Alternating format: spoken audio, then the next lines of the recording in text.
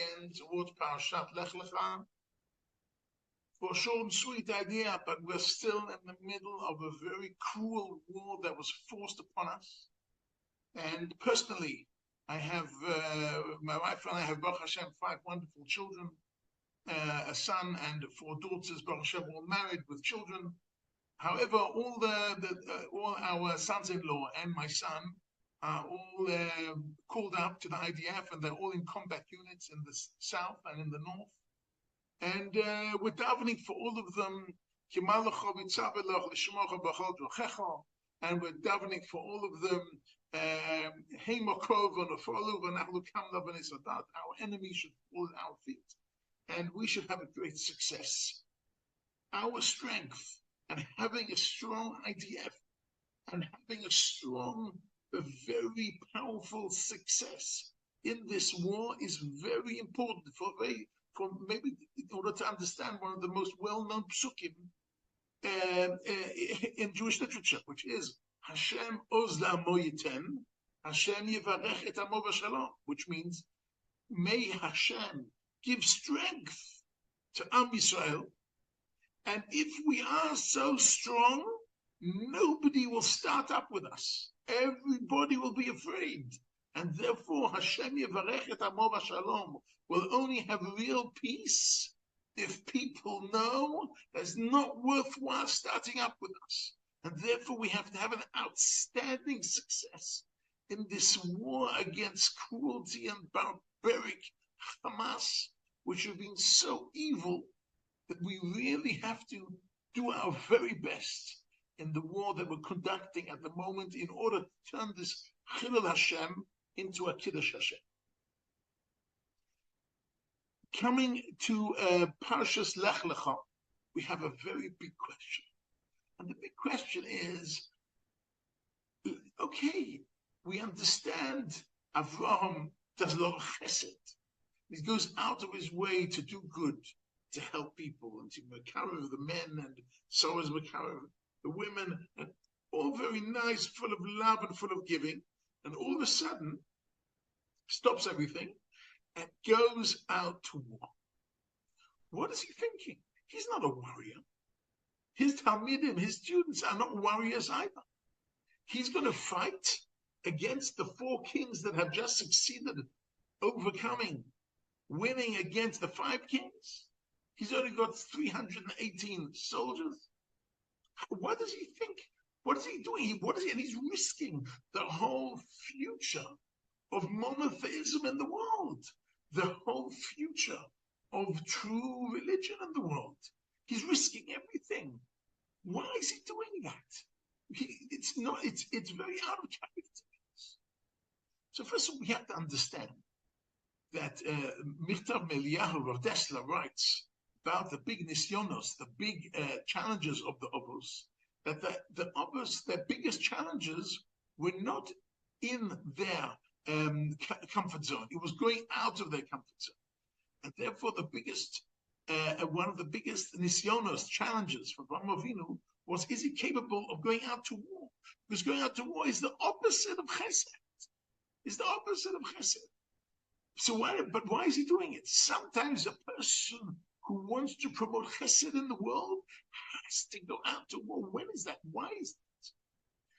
So basically, there are 2 directions we have to understand, 2 answers we have to relate. The first answer has got to do with the Maharal in Koheles that talks about the pasuk Zeh le'umat zeh asa el ha'elokim. Everything in the world is created in balance. What we know is homostasis. Homo is the same, status is the situation, and basically in the world of chemistry, in the world of biology, zoology, botanics, the world is striving for a balance. Freud even talks about the world of psychology strive for a certain balance. And the Maharal says also the spiritual world strives for a certain balance. So when we have the great Adam and Chava, the first human beings, the first Tzelem Elokim ever appear in history, in the same passion we have the snake. The snake was really just trying to cause evil and to cause damage. and then later in the Parshas, let's say in Shmos, so we have Kriyas Yamsuf, which is a tremendous uplifting a moment for all of Am Yisrael. Az Yoshem Moshe. Immediately afterwards, we have Vayovu Amalek. We immediately have Amalek. Amalek is the antidote of Kriyas Yamsuf. So we have in the spiritual world, we have this homeostasis, this balance. And in the days of Avraham, there was a big Rasha known as Nimrod. Nimrod was Amraphel. Amraphel was the person who started all these wars to start in the beginning. And what it says about Amraphel, my Rav, Victor Nevenson, Shalita from Yeshivat Bnei Akiva, HaKotel, pointed out once that when we talk about war in the Tanakh, in Torah, Nevi'im, and Ksubim, we talk about going out to war. Yotzim le'milchama. You go out to war. This is the only place it says asu milchama. What's asu? You make war. Maybe in English you say you make a war, but in Hebrew one doesn't say asu milchama. You make a war. What is that? So Rav Nevenzahl mentioned a wonderful idea that Nimrod, who wanted to go against Avraham. Avraham was doing chesed, the chesed doing spreading love and giving to everybody. So he wanted to do the antithesis. What's the antithesis? He remembers how angry HaKadosh Baruch Hu was at Cain for killing Hevel. So he said, you know what, I'll arrange a group of people, many people, to kill many people. I'll just do a mega event of Cain and Hevel. And that will be, and therefore, Asur Milchama, he invented war. He did the first war in the history of the world. And Avraham couldn't fathom that. He said, I have to fight this enemy. This is terrible. This is a terrible person. It's a person who's creating havoc and creating barbaric, terrible behavior, which is killing people, which is the opposite of chesed. I have to fight this phenomenon. And therefore, he goes into it because it's not good enough to do good. You also have to fight evil. It's not only not doing bad, you have to do good. It's not only opening in the bathtub, the hot water and the cold water. You have to put in the plug. We have to fight bad in order to do good. It's not enough to do good. So that is the first reason he went out to battle against the people who invented war. That's the first Teretz. The second Teretz, the Be'er Yosef, who was Rav Tzvi Yehuda Salant from Yerushalayim, passed away 50 years ago. Be'er Torah has a wonderful Perush. It says the following. We see in Rashi that when it explains how Lot and Avraham split up, it says, Imna small va'imina, if you go left, I go right. If you go right, I go left. Says Rashi, I won't stay too far away from you. If you go left, I go right. If you go right, I go left. I will never be too far away. I'll always be there to save you and protect you. And since Avraham promised to save Lot and protect him, he had to keep his promise.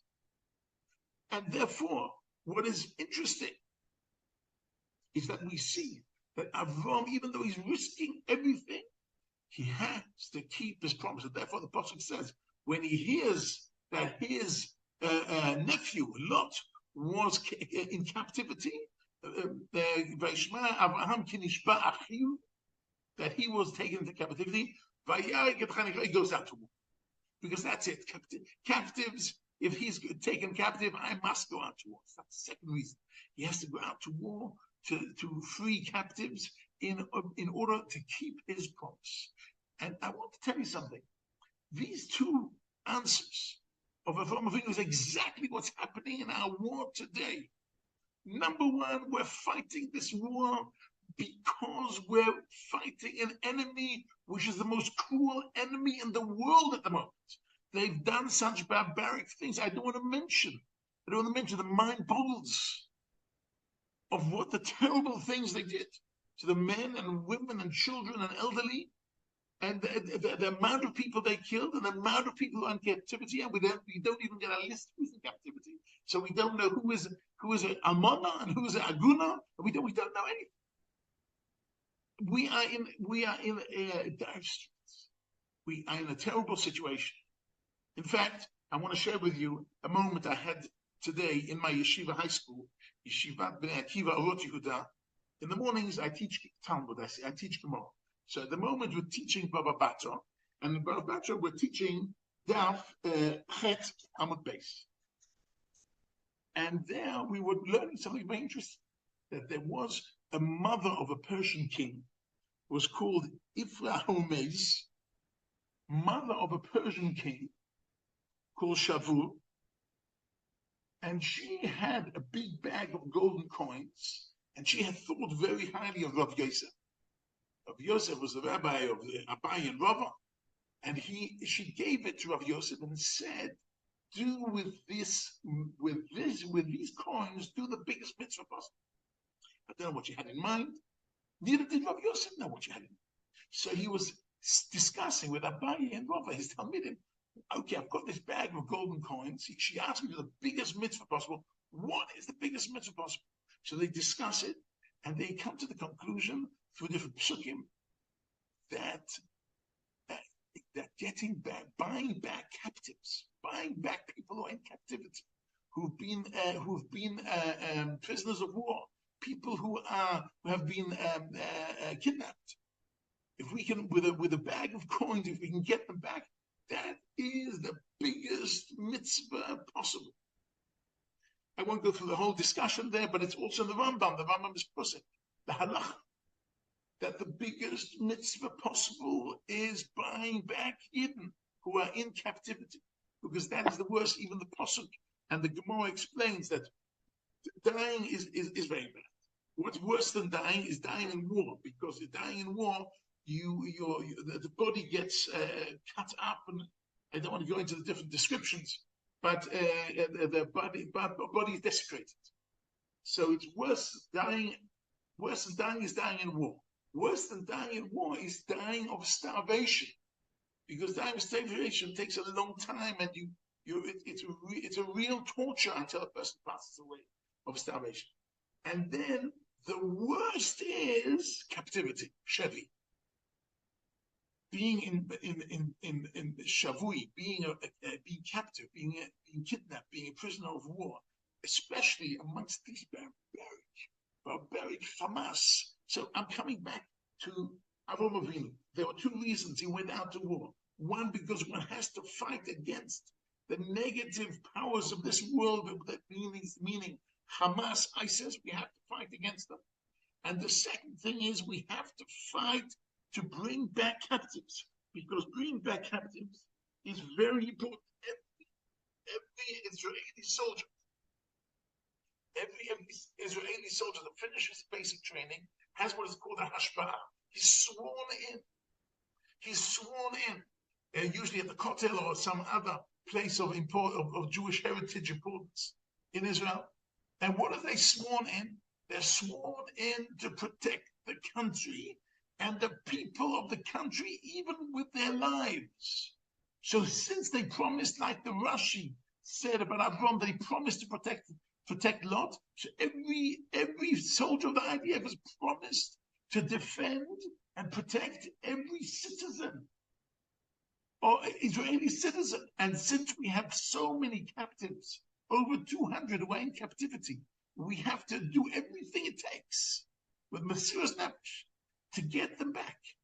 And we, Yitz Hashem, will daven for them, and we are learning for them, and we're supporting them financially, and we're supporting them in any way we can. We're doing washing here for some of the Chayalim that live here, that are based here nearby. We're trying everything we can. We're trying everything we can. It was interesting for me to learn this with my students, because my students are 17-year-olds. They're seniors in my yeshiva high school. And they are going to be soldiers in a year or two. And they have to understand this is not a theoretical piece of Talmud. It's not a theoretical piece of Parsha Shavua that happened a few thousand years ago. This is our current And we have to get our act together and do our very best in order to succeed and eliminate Hamas totally. Shabbat Shalom.